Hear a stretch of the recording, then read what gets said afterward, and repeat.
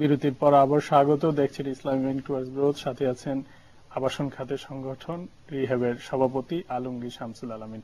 জনাব আলামিন, আমরা যদি এইবার একটু, আপনার তো টেক্সটাইল সেক্টরও বিনিয়োগ আছে এবং খুব লার্জ বিনিয়োগ আছে, তো আমরা যদি একটু টেক্সটাইল সেক্টরের দিকে তাকাই যে এই সেক্টরটা বর্তমানে কি অবস্থায় আছে। টেক্সটাইল সেক্টর তো আমাদের একটা বেসিক ইন্ডাস্ট্রি, এবং এটা আজকে আমরা আরএমজি যে জায়গায় আমরা গিয়েছি, এটার পিছনে কিন্তু আমাদের এই টেক্সটাইলস মানে বেসিক টেক্সটাইলটা আমরা ডেভেলপ করেছি বলে কিন্তু আরএমজি এই লেভেলে আসতে পারছে। আগে কি হতো, আমাদের লিড টাইম অনেক বেশি লাগতো। ঠিক আছে, আমরা বাইরের থেকে সুতা আনতাম, কাপড় আনতাম, এনে তারপরে আমরা এটাকে প্রসেস করতাম, তারপরে আমরা গার্মেন্টস তৈরি করতাম। আজকে কিন্তু সেই অবস্থায় নাই। আজকে কিন্তু আমরা মোটামুটি ভাবে নিটে আমরা ম্যাক্সিমামই কিন্তু আমরা লোকালি প্রডিউস করতেছি, এবং নিটের সুতা কিন্তু আমাদের এখানেই তৈরি হচ্ছে, কাপড়ও কিন্তু এখানেই হচ্ছে। ওভেনও আমরা অনেক ডেভেলপ করেছি, ডেনিমে আমরা অনেক ডেভেলপ করেছি। ডেনিমে তো মানে খুবই রেডিক্যাল একটা চেঞ্জ আসছে গত কয়েক বছর। রাইট, এটাতে আমাদের অনেক ডেভেলপমেন্ট হয়েছে, এবং টেক্সটাইল আমাদেরকে সবসময় it should be hour priority, এবং টেক্সটাইলকে আমাদেরকে সবসময় সরকারকেও প্রায়োরিটি দিতে হবে, যাতে করে আরএমজি যে লেভেলে আছে তার চেয়ে উপরের লেভেলে যাতে আরএমজি চলে যেতে পারে। এই সেক্টর বিনিয়োগ পরিস্থিতিটা কি? আপনাকে আমি একটা ইন্টারেস্টিং কথা বলি যে গত I think over 2 years I think only spinning এই প্রায় 7,000 কোটি টাকা ইনভেস্টমেন্ট হয়েছে। গত কয়েক বছর, এই গত 2 বছরে প্রায় 7,000 কোটি টাকা ইনভেস্টমেন্ট হয়েছে। এবং আনফরচুনেট থিং হচ্ছিল, ওনাদের এই ইন্ডাস্ট্রিগুলোর রেডি অবস্থায় আছে, তারা চালু করতে পারতেছে না, বিকজ ওনারা গ্যাস সংযোগ পাচ্ছেন না, পাওয়ার সংযোগ পাচ্ছেন না। তো এর জন্য একটা বিশেষ মিটিংও প্রধানমন্ত্রীর কার্যালয়ে করা হয়েছে। আশা করতেছি যে এটার একটা সুরাহা হবে। এমনিতে পাওয়ার এন্ড এনার্জি নিয়ে মানে ওভারঅল সিনারিও যদি বলেন যে বিনিয়োগের ক্ষেত্রে এটা কি ধরনের, আপনি বলছেন পাওয়ার না, কিন্তু গ্যাসেরও তো একটা লিমিটেশন আছে, এবং ইনফ্রাস্ট্রাকচার যেটা রাস্তাঘাট, সড়ক, সার্বিক বিবেচনা অবকাঠামোটাকে কিভাবে বলবেন বিজনেসম্যান হিসেবে এবং উদ্যোক্তা হিসেবে? রাইট, মাঝে মাঝে আমরা হতাশ হয়ে যাই। সরকার আবার বলছে বিদ্যুতে আমরা বেশ ভালো। হ্যাঁ জি, রাইট, মাঝে মাঝে আমরা হতাশ হয়ে যাই, নো ডাউট। বাট আমার বর্তমান প্রধানমন্ত্রী জননেত্রী শেখ হাসিনার উপর সম্পূর্ণ আস্থা আছে। উনি কিন্তু টার্গেট নিয়ে আগান, ঠিক আছে, এবং ওনার কিন্তু প্রতিটা জিনিসে আমি দেখেছি উনি কিন্তু একটা টার্গেট সেট করেন যে দেশকে মধ্যম আয়ের দেশে নিয়ে যাব, দেশকে ইন্ডাস্ট্রিয়ালাইজেশন করব, এবং এর পিছনে কিন্তু উনি অনেক কাজ করেন, ঠিক আছে, এবং এটার জন্য যে সকল ব্যাকআপ দেওয়া দরকার তারও কিন্তু ওনার কাছে প্ল্যানিং আছেন, এবং এটা করতেছেন উনি। এবং আমার বিশ্বাস যে উনি এই যে আমরা যে বিদ্যুৎ এবং আমাদের গ্যাসের যে সংকট, সেটার নিরসনের জন্য কিন্তু ওনার মাথায় অবশ্যই ওনার প্ল্যান আছেন, এবং আমি বিশ্বাস করি যে উনি এটার বিকল্প ব্যবস্থা করছেন। এবং আমরা যেমন শুনতে পাচ্ছি যে এলএনজির ব্যবস্থা করা হচ্ছে। তো এলএনজি হলে আমাদের গ্যাসের যে সমস্যাটা আছে, অনেক ইন্ডাস্ট্রি আছে শুধু পাওয়ার হলেও চলবে না, গ্যাসও লাগবে। তো সেই ক্ষেত্রে হয়তো যদি এলএনজির ব্যবস্থা হয়, তখন এলএনজি দিয়ে আমাদের এই সমস্যাগুলো সমাধান করা হবে। তো আমি I am a very optimistic guy, এবং আমার বিশ্বাস যে আমরা এই সমস্যার সমাধান করতে পারব। এমনিতে ঢাকা চট্টগ্রাম হাইওয়ে দেখছি আমরা গত কয়েক বছর যাবত কিন্তু তৈরি হচ্ছে, কিন্তু হচ্ছে না। জি, আবার চট্টগ্রাম পোর্টও ওই অর্থে অতটা দক্ষ না। আপনাদের কি অবজারভেশন, এবং আপনারা এটা নিজেরা কতটুকু ফেস করছেন, এবং আপনাদের যারা ক্লায়েন্ট আছে, বায়ার আছে, বা বিদেশি এন্টারপ্রেনাররা আপনাদের সঙ্গে জয়েন করতে চান, তাদের মনোভাবটা কি?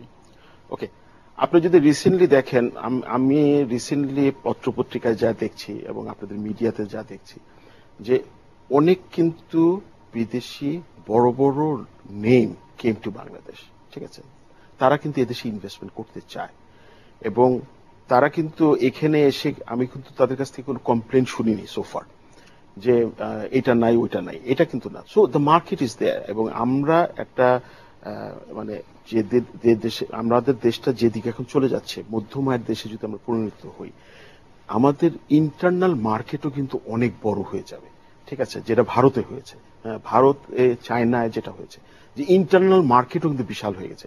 15 কোটি মানুষের এই দেশে যদি ইন্টারনাল মার্কেট ক্রিয়েট হয়ে যায়, ক্যান ইউ ইমাজিন কত ইন্ডাস্ট্রিকে তারা সাপোর্ট করবে, যে কারণে কিন্তু বড় বড় কোম্পানিও কিন্তু এদেশে আসতেছে। হ্যাঁ, ডেভেলপমেন্ট তো করতেই হবে, যেরকম মনে করেন পোর্টের ডেভেলপমেন্টের প্রয়োজন আছে। হ্যাঁ, সরকার কিন্তু এর ভিতরে কিছু কিছু পদক্ষেপ নিয়েছে, যেরকম আপনার প্রাইভেট সেক্টরে হ্যান্ডলিংটাকে দিয়েছে, হুইচ ইজ গুড। বেশ কিছু বিষয় প্রাইভেট সেক্টরকে দেওয়া হয়েছে যাতে ইনভলভ করে এফিশিয়েন্সি বাড়ানোর রাইট, জন্য। এফিশিয়েন্সি বাড়ানো, এবং এফিশিয়েন্সি কিন্তু বাড়তেছে। আমাদের এই যে আমরা একটা সময় কত লেভেলে ছিলাম, কত বিলিয়ন ডলার এক্সপোর্ট করতাম, আজকে আমরা কত বিলিয়ন ডলার এক্সপোর্ট করতেছি। যদি এতই ইনএফিশিয়েন্ট হইতো তাহলে তো নিশ্চয়ই এই অ্যাচিভমেন্ট করা সম্ভব হতো না। ঠিক আছে, আমরা অনেক সময় ঢালাও ভাবে দোষারোপ করি, ঢালাও ভাবে দোষারোপ না করে যদি আমরা সবাই সম্মিলিতভাবে কাজ করি, আমার মনে হয় যে টার্গেট মাননীয় প্রধানমন্ত্রী নিয়েছেন এবং দেশ যেদিকে উনি এগিয়ে নিয়ে চাচ্ছেন, আমার মনে হয় ইট ইজ পসিবল। ভারতের সাথে তো ট্রানজিট নিয়ে বেশ কথা হচ্ছে গত এই সরকারের আগের সময়ে এবং বর্তমান সময়েও। রিসেন্টলি যে ভারতের প্রধানমন্ত্রী বাংলাদেশ সফর করলেন, ওই সময় বেশ আলোচনায় ছিল যে কমিউনিকা যেটার মধ্যে ছিল যে ট্রানজিট ভারত, বাংলাদেশ এবং নেপাল, ভুটানকে কানেক্ট করে। সেই ক্ষেত্রে বাংলাদেশ কতটুকু এটা থেকে সুবিধা নিতে পারে? দেখেন, এটার জন্য তো আসলে একটা অবকাঠামো রাইট, অবকাঠামো তৈরি এবং করতে সেই হবে। সুযোগটা হয়তো আসবে, এই অবশ্যই বেনিফিট লোকাল অবশ্যই আসবে। এবং আমাদেরকেও একটু অপটিমিস্টিক থাকতে হবে যে ওপেন করলে শুধু ভারতই যে সুযোগ নিবে এমন কোনো কথা নাই, সেই ক্ষেত্রে আমরাও সুযোগ নিতে পারি। ঠিক আছে, কিন্তু এর জন্য আমাদের যারা ব্যুরোক্রেট আছেন, যারা পলিটিশিয়ান আছেন, তাদেরকেও কিন্তু সজাগ থাকতে হবে, যাতে পলিসিগুলা এমন ভাবে ক্রিয়েট করা হয় যাতে বোথ উইন উইন সিচুয়েশনে থাকে। শুধু একতরফা হওয়াটা ঠিক হবে না, এবং দেশের স্বার্থকে যাতে জলাঞ্জলি দিয়ে এমন কোনো কিছু করা যাবে না। তবে একটা জিনিস মনে রাখতে হবে, কিছু ছাড় দিতেই হয়, ভালো জিনিস পাওয়ার জন্য কিছু ছাড় দিতে হয়, এবং এই ছাড় দেওয়ার মনোভাব যদি উভয় পক্ষের থাকে তাহলে আমার মনে হয় এটার থেকে দেশ অনেক বেনিফিট হবে। আমরা দেখেছি যে এই সরকার পাবলিক প্রাইভেট পার্টনারশিপ, পিপিপি একটা কনসেপ্ট কিন্তু ইন্ট্রোডিউস করেছিল। গত কয়েক বছরে অনেক কথা হয়েছে, অনেক বরাদ্দও ছিল, টাকাও ব্যয় হয় না, বা বেসরকারি খাতের যারা আপনারা আছেন তাদের রেসপন্সটা ওই অর্থে আমরা দেখিনি। কারণটা কি, কোথায় আছে এটার দুর্বলতা? অ্যাকচুয়ালি আমার কাছে যেটা মনে হয়, পিপিপির কনসেপ্ট সম্বন্ধে আমাদের ধারণা ক্লিয়ার না। ঠিক আছে, অনেক সময় আমরা মনে করি যে পিপিপি মানেই হচ্ছিল সরকার এবং আমি পার্টনার, ঠিক আছে, বা প্রাইভেট সেক্টর এবং সরকার পার্টনার। পিপিপি অর্থ কিন্তু শুধু তাই না, পিপিপির অর্থ এমনও হতে পারে যে সরকার আপনাকে অবকাঠামো তৈরি করে দিবে, সরকার ক্যান বি সাইলেন্ট। ঠিক আছে, এবং আপনি যারা প্রাইভেট পার্টনার থাকবে তারাই মেজর ব্যবসাটা করবে, বা all decision they will take. যদি সরকার যদি ব্যবসা করার চেষ্টা করে সেখানে কিন্তু ব্যবসা হবে না।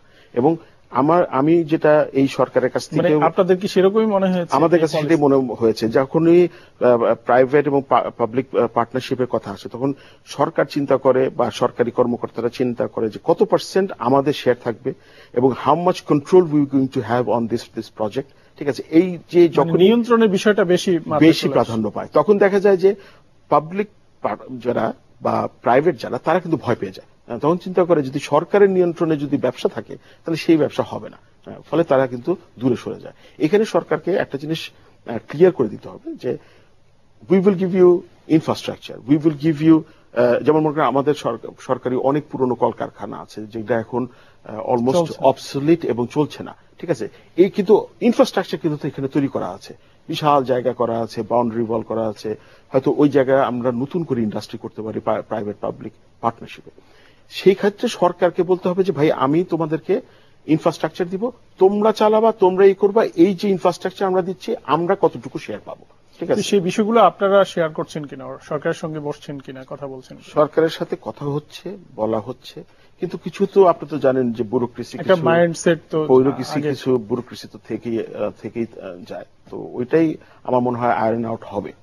আমরা একদমই শেষের দিকে আছি, আমরা যদি অল্প কথা আপনার কাছ থেকে জানতে চাই, 2021 সালে $50 বিলিয়ন রপ্তানি আয়, সেটার জন্য আপনাদের প্রস্তুতি কতটুকু? দেখেন, আমি আপনাকে একটা কথা বলতে চাই, এটা অ্যাচিভ করা সম্ভব। অনলি থিং হচ্ছে সরকারকে ইনফ্রাস্ট্রাকচার তৈরি করে দিতে হবে। Don't worry about the investment, don't worry about the market, we will create hour investment, we will create our market. Only thing হচ্ছে আপনি ইনফ্রাস্ট্রাকচার তৈরি করে দেন। সরকারের জন্য সবচেয়ে বড় চ্যালেঞ্জ হচ্ছে পাওয়ার সেক্টর। ঠিক আছে, উনি যদি পাওয়ার এনশিওর করতে পারে, আমার মনে হয় যে এটা অ্যাচিভ করা কোনো অসম্ভব ব্যাপার না। আলমগীর শামসুল আলামিন, আপনাকে অসংখ্য ধন্যবাদ আমাদের স্টুডিওতে আসার জন্য, আমাদের সময় দেওয়ার জন্য। প্রিয় দর্শক, শেষ করব ইসলামিক ব্যাংক টুয়ার্ডস গ্রোথ। দেখা হবে আগামী পর্বে হয়তো অন্য কোনো অতিথির সাথে। সে পর্যন্ত ভালো থাকুন, সুস্থ থাকুন।